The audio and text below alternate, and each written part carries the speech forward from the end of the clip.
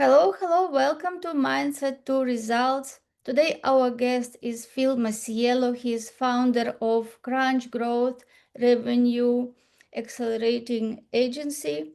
And today, will speak about very important topic for entrepreneurs, how to start successful business and how to build successful brand.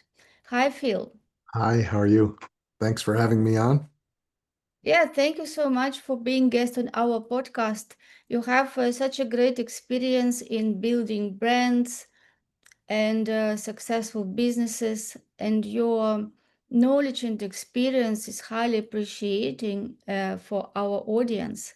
Would you like to tell us a little bit about yourself till we go deeper into the topic?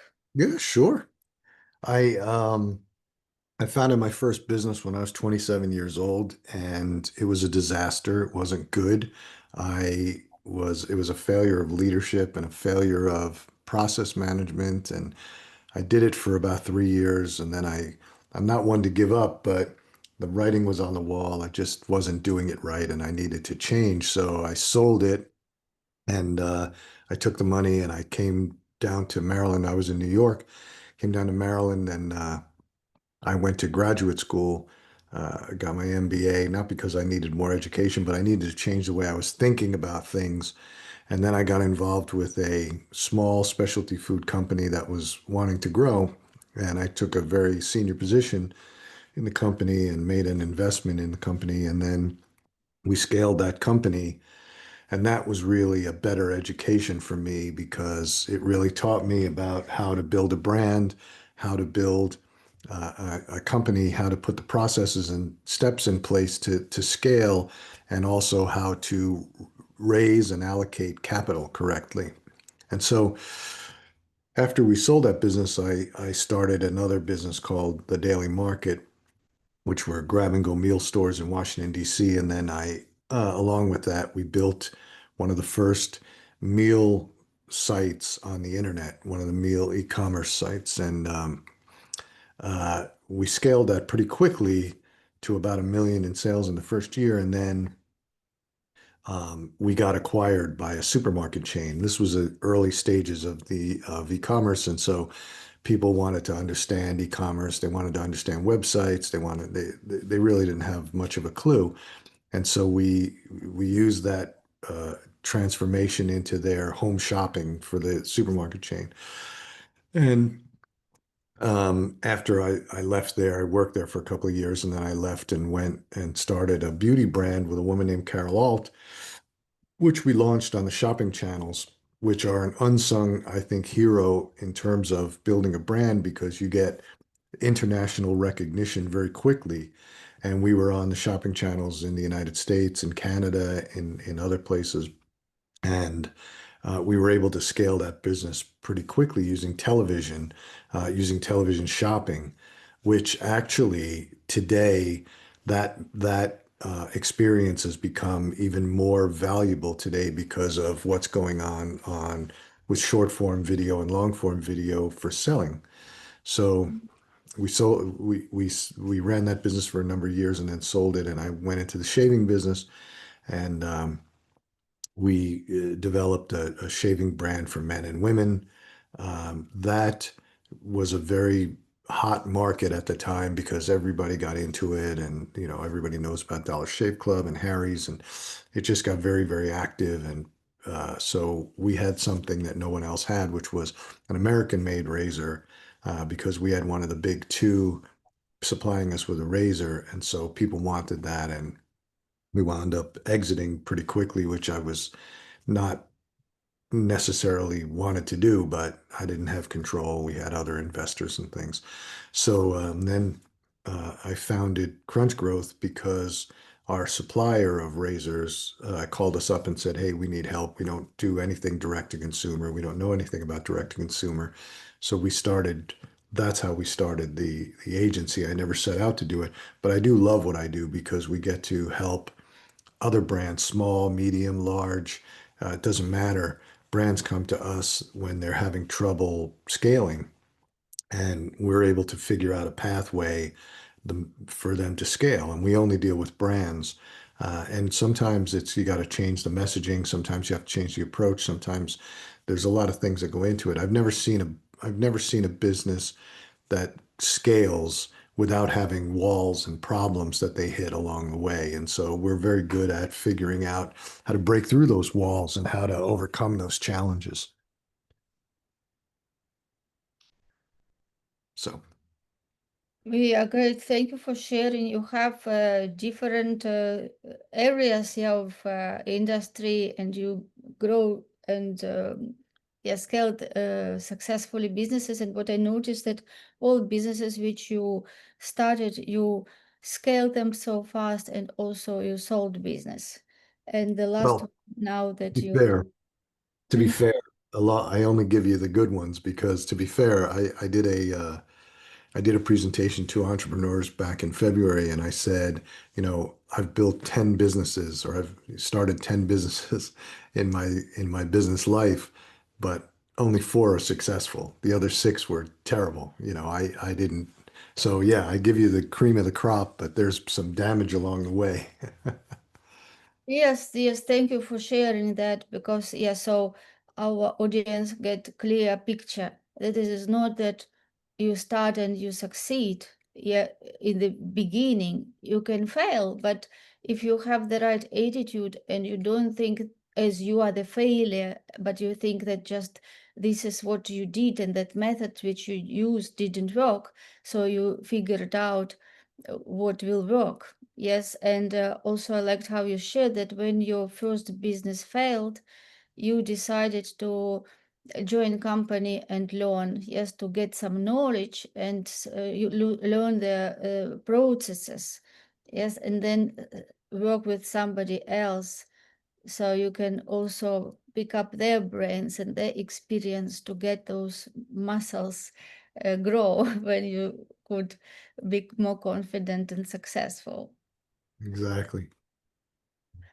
Yeah, so share with us, please, what are the secrets? What did you learn? What did you implement to grow brand? Yes, I know that you also work with startups. So people who have an idea, how they can go from idea to successful business to well-known brand. Yeah, that's a great question. So I do a lot of coaching with startups. I do a lot of mentoring with startups. And what I tell them all is the first thing you have to figure out, because many times entrepreneurs come up with an idea that is near and dear to them. It's in their head and they think this is a great idea, but it's only a great idea if the customer thinks it's a great idea. And I don't care whether it's a SaaS product, whether it's a service business, whether it's a physical product, it doesn't matter. You have to basically know who the customer is that you're going after, and you have to really define that market. And a lot of times, people, I get this a lot. Well, and believe me, we were in the shaving business, so you could argue, well, everybody shaves. Men shave, women shave, but that's not necessarily the case. We could define our market. We knew our market were our primary target were men and women under the age of 45 and over the age of 28, and they fit a specific profile. Yes, we're going to get bleed over. Yes, you're going to get older people and younger people, but the reality is you have a core market. So you have to define that core market and you have to really understand who they are and what their triggers are. How are you going to speak to them? What's the way that the language that they use? What's the style that they use?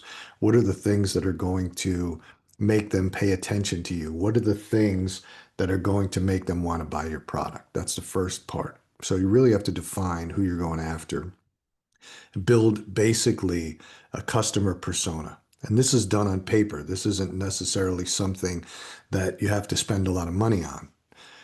This is just basically research, and you can do it by asking people. I mean, there's a million ways to do it.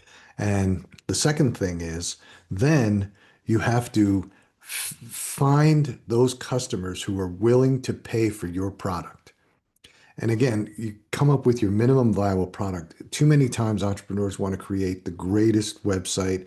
They want to create the greatest brand graphics. They want to create the greatest messaging and all that. And I tell them all the time, save your money, come out with the minimum viable product, build a website that works, but it's not ideal.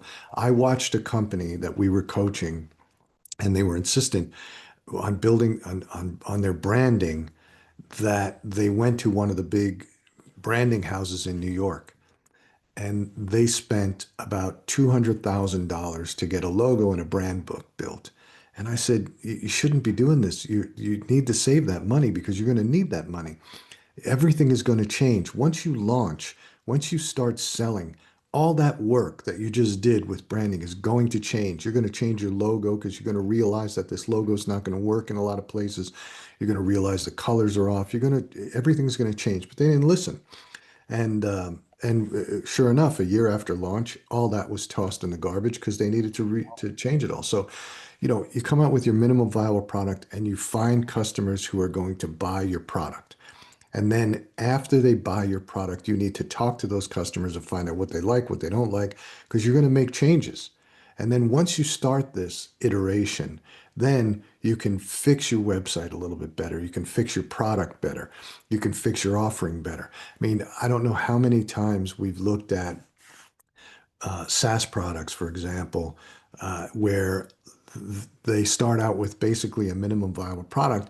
And then the next thing you know, 5 years later, they've got this fantastic product. And the reason that they have it is because A, they found out an audience to pay for it. And then B, they just kept asking those people and making changes and making upgrades until they became, great. Again, you can go back and look at Apple when Apple first started. I mean, they were when they first started their first year or two, they weren't selling fully functioning computers. They were selling just a piece of it. They were selling the motherboard. They had a different logo. It looked like a, more earthy type of logo. They didn't have the multicolored Apple yet. And so every brand starts out with an iteration of minimum viable product, figure out the market, understand the customer, and continue to improve along the way. Those are the keys to building a successful long-term business. And what you find is that people that don't do that, they may get some sales in a year or two or three, but eventually they stumble and eventually they fall apart because they didn't bother to do those fundamental steps. Yes, so true. Those people who start investing in perfect website, design, logo, I think these people are in category of perfectionists. Yes, they just want to do everything perfect. And Well, as you yeah, the problem is that entrepreneurs, again, they think that, and I'm guilty of this. I've done it. You think that you have the complete answer, and you never have the complete answer. You won't have the complete answer 20 years from now. So you just have to continue to change. I mean, you look at every successful brand that's out there.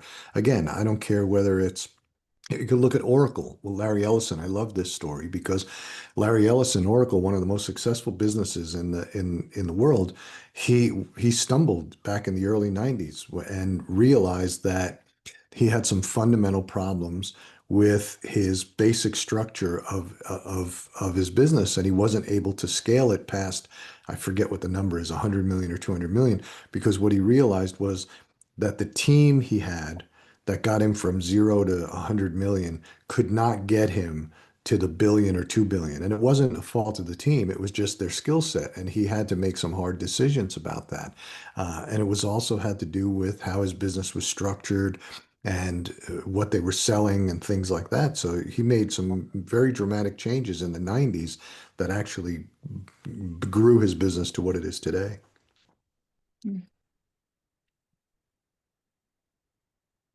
So when we speak about the investment, you said don't invest in websites before you launch, just get something that is working and invest money in more important things. So the question is, what are the most important things where people have to invest in initially? Where should be their focus? And how, as you said, find those clients which want to buy a product. So where should be their focus to find those initial clients to get feedback from them and then develop their product or services better based on feedback. Yeah, you want to invest in the things that matter. and the things that matter. If your website, you build a minimum viable website, one that functions. It's not going to have all the bells and whistles. It's not going to have the things that you want right out of the gate, and that's okay because you don't need them right out of the gate. What you need to understand again is you need to understand your audience, who you're talking to, where they are, and that's going to help you uh, um, get your sales and get started. Too many times entrepreneurs come out of the gate with and they want to start advertising right away, and advertising is just, again, it's going to suck up your money. Advertising is a great supplement to what you're doing, but when you look at the brands that have really built and scaled over the last few years, and again, I'm going to give you consumer product examples, but there's plenty of others out there that are, SaaS products or things like that. But when you look at something like a Graza olive oil, it's olive oil, right? What did they do? They listened to the customer, they looked at the marketplace, and they realized that people under 45 didn't really understand all this hype around, olive oil. You got to be in a certain bottle. It's got certain polyphenols and all that. And what they realized was that this customer base under 45 didn't care about that. They just wanted to know, what was the olive oil I'm supposed to use on my salad, and what's the olive oil supposed to use to cook with. So what did they do? They just branded it sizzle and drizzle, right? Makes it very clear to the customer. They put it in a very, very friendly bottle that you can squeeze into what you're doing. And before they launched, they got 100 micro influencers to talk about their product. They sent them product. They had them using the product on social media. So before they even launched, they knew who their customer was, under 45, men and women that like to cook. They knew where they were, they knew how to speak to them, and they went out with this. They solved the problem, which was the complexity of olive oil. People don't want to think about olive oil that much. It's a commodity product. I'm using it on my salad and and to cook with, and people are making such a big deal out of all this single origin, high polyphenol, blah blah blah. And so that was what they did. Another example is truff, um, where hot sauce. And if there's ever a market where there's a low barrier to entry, it's hot sauce. You can make it in your kitchen, you can bottle it, you can sell it because it has such a high acidic rate that nothing lives in it. No germs or anything are going to live in it. So but Truff said, this is a big market. It is a big market, hot sauce. But what they saw was there's nobody at the top end, nobody at the higher end. So what did they do to differentiate themselves? They created this product with this bottle called Truff, and they used truffle infused olive oil. Well, truffles automatically say, wow, that's a high end product. They made the cap look like a truffle, and they went out there with just two items to begin with, and they started selling. But again, they used micro influencers before they even launched. For years before they launched, they had at sauce on Instagram, so they were posting about sauce. So they had built a following. Same thing that Glossier did.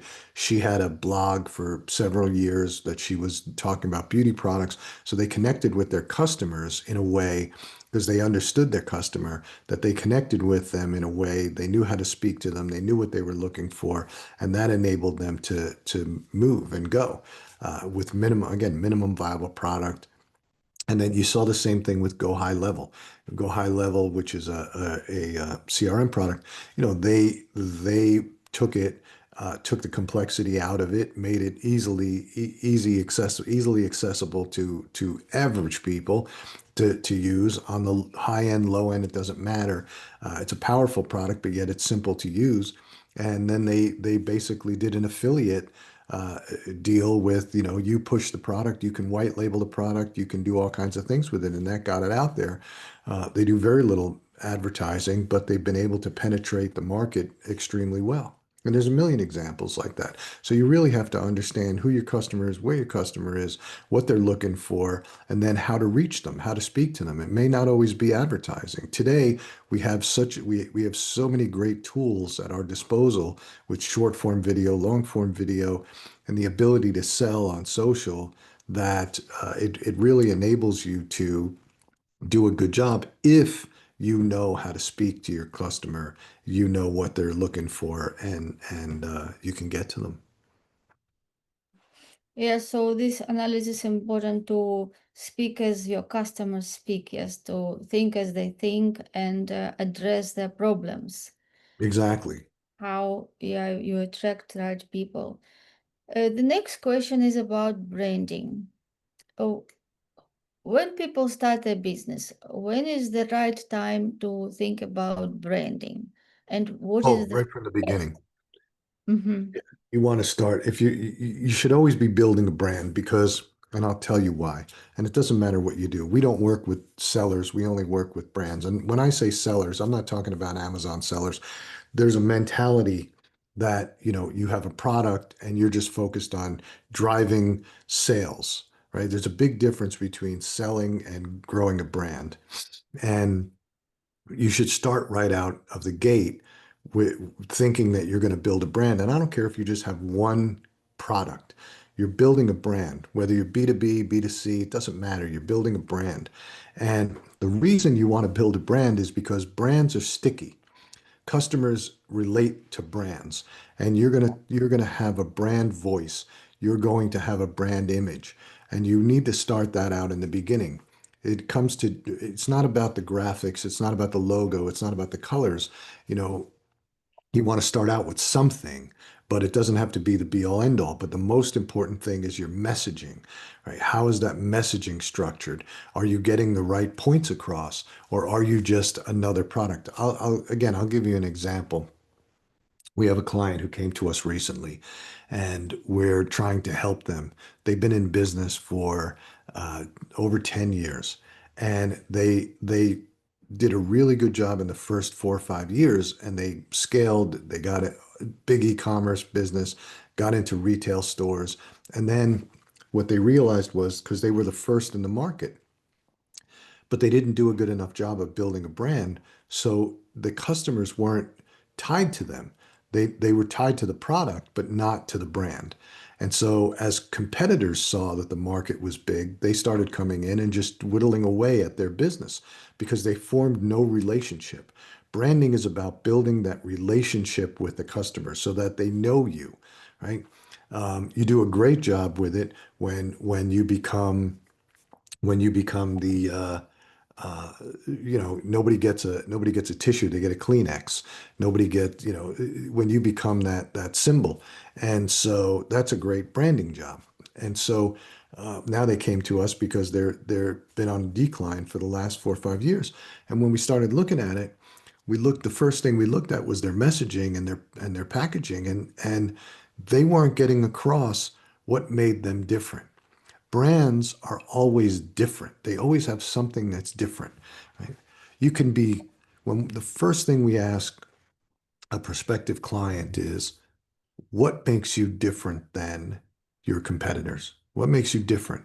Not what makes you better, but what makes you different? Because better, you can say you're better, but better is subjective. Better is subjective to the user.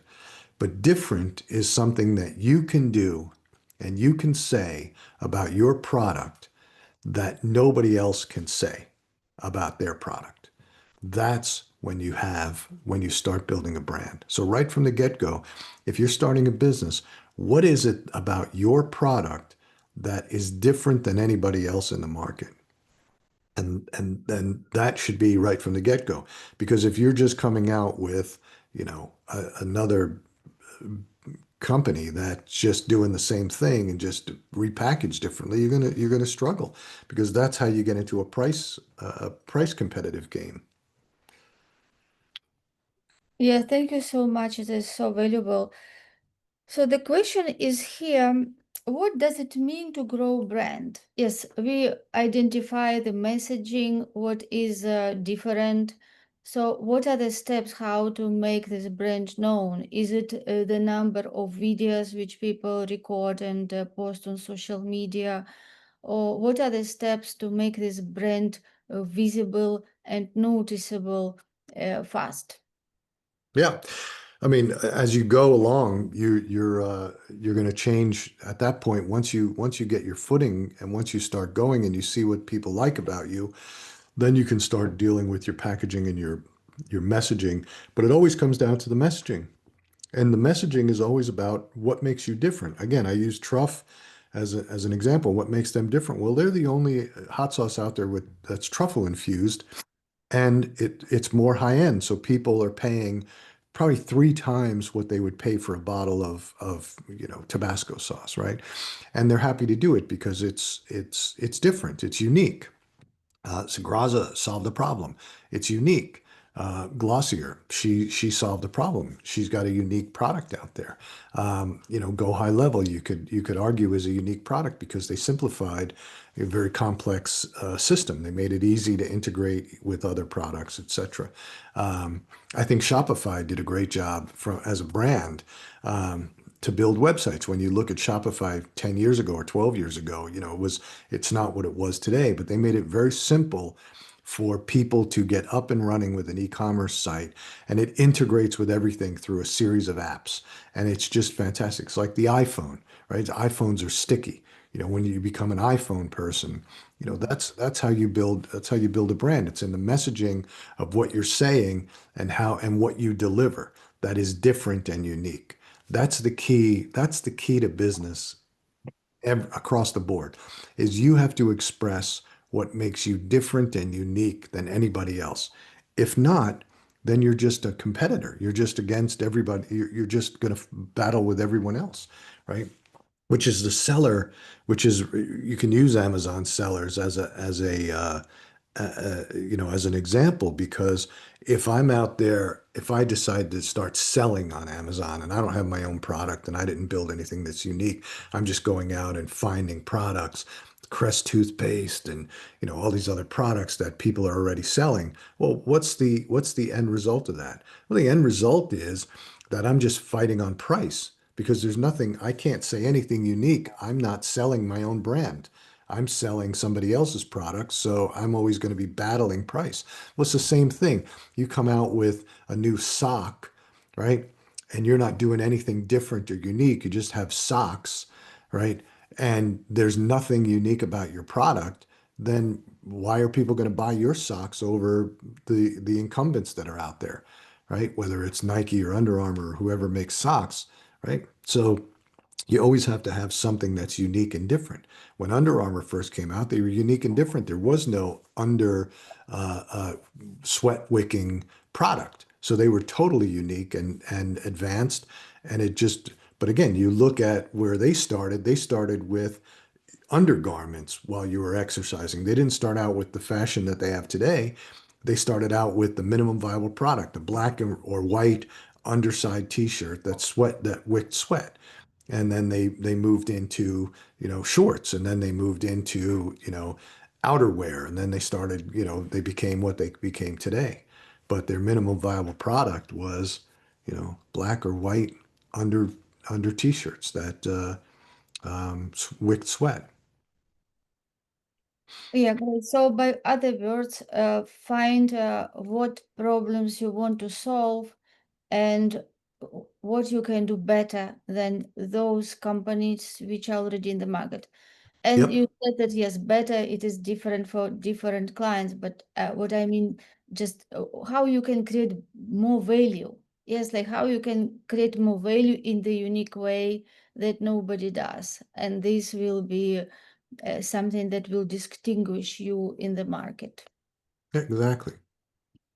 Yeah, and let's also speak a little bit about mindset. Yes, mindset of entrepreneur who starts business. Of course, initially everybody can be excited, they get idea, and as you said, not always they can be successful in the beginning. As you said, first attempt without any experience can be fail.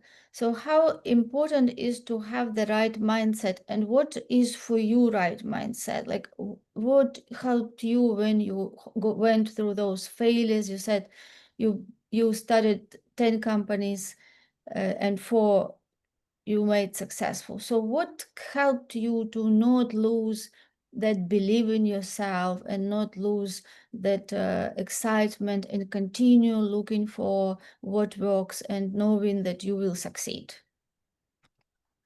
Yeah.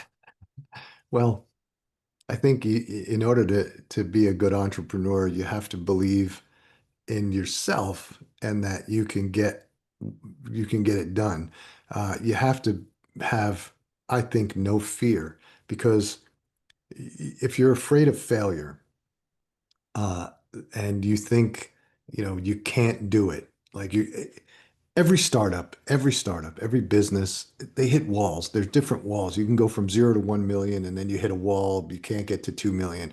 Maybe you get to 2 million and then you hit another wall. You get to 10 million, you hit a wall.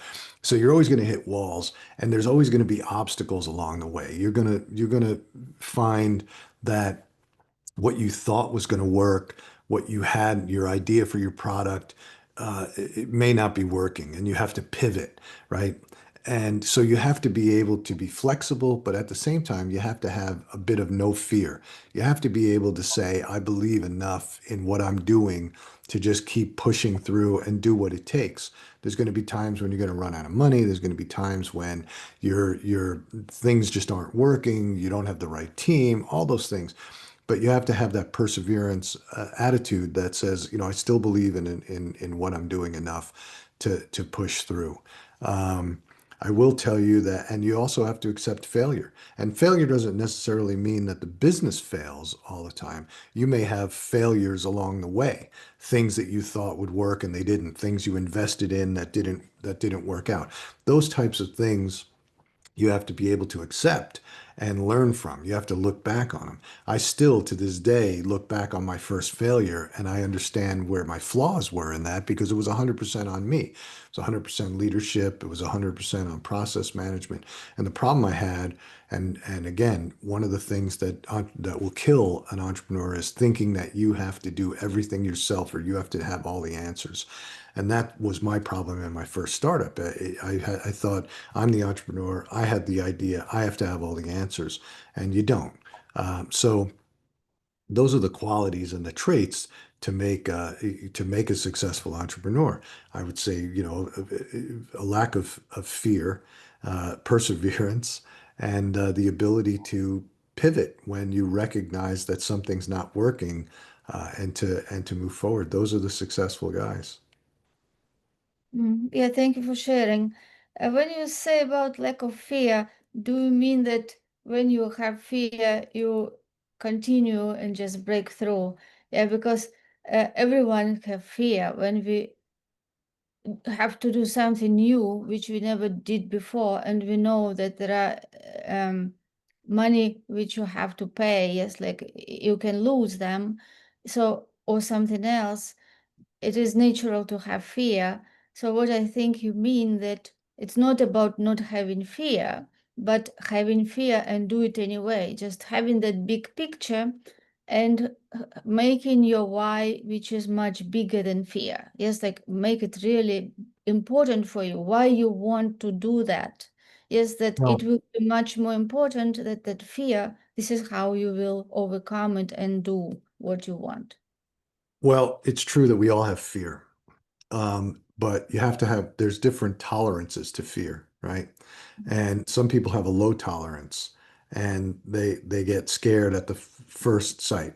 And I've seen this. I've seen somebody with a good idea and they start going, and then the first obstacle that they hit, they say, that's it, I can't do this. And then they give up and they go back to work for somebody else, which is always an option because entrepreneurship is not for everybody. But most entrepreneurs have this very high tolerance to fear. They're not afraid. They're not afraid to go into the abyss because that's where you're going, right? Into the unknown. And all you're relying on is your wits and the team that you're building around you. And so when we talk about, I guess the better way to say it is not that you have no fear, but you have a very high tolerance to fear. You're not worried about the failure. And then the other piece is, look, and you know, when I coach new entrepreneurs, they all say this in a different way. That, I don't know, there's a lot of unknowns in this. I don't know if I want to invest my money. And, well, do you believe in what you're doing? Yeah, I believe in what I'm doing. Do you believe in the product that you're creating? Yeah, I believe in the product I'm creating. Okay, well, then you have to take that step and you have to go. Because what's the worst that's going to happen? You're not going to die. It's not going to kill you. The worst thing that happens is it fails. And if it fails, you lose money. That's the worst thing that's going to happen to you. Now, are you able to recover from that? Sure. Everybody can. Maybe you'll have to sleep on your parents' couch for a little while to get back on your feet. Maybe you'll have to get a job. Maybe you'll have to, chances are that whatever career you left, whatever job you had before, you'll be able to get that job back. So, what is the really, uh, uh, what are you fearing, right? And so if you fear failure, that's a big no-no because you can't fear failure. Failure is an inevitable. And again, there are big failures, there are small failures, but failure is an inevitable. And failure is the greatest teacher in the world. So you have to have that high tolerance and you have to, have the perseverance to believe in yourself and believe in your skills and believe in what you're doing to continue to push through until, like I did in my first business, there was a point in time where I said, okay, enough is enough. I can't, it's not working. And I'm willing to accept defeat. So, and again, it didn't kill me. It cost me a lot of money. It cost me a lot of time, but that time and money it was a great education. I still carry that with me today. And it actually helped me in the future in numerous times. So Yes, exactly, because you gain experience, and this experience will serve in your new business. Yeah, yeah, because you already know what doesn't work, so you will do something else which may sure. work this time. Yes, thank you so much. We discussed a lot, and it was such a great conversation. And thank you so much for sharing from your My experience and pleasure. knowledge with our audience. Yeah, my pleasure. Yeah, so is anything that we missed maybe, or maybe you would like to give one advice before we wrap up this episode? I think the one bit of advice that I tell any startup entrepreneur, any entrepreneur, anybody who's got a business and they're trying to scale is always be flexible.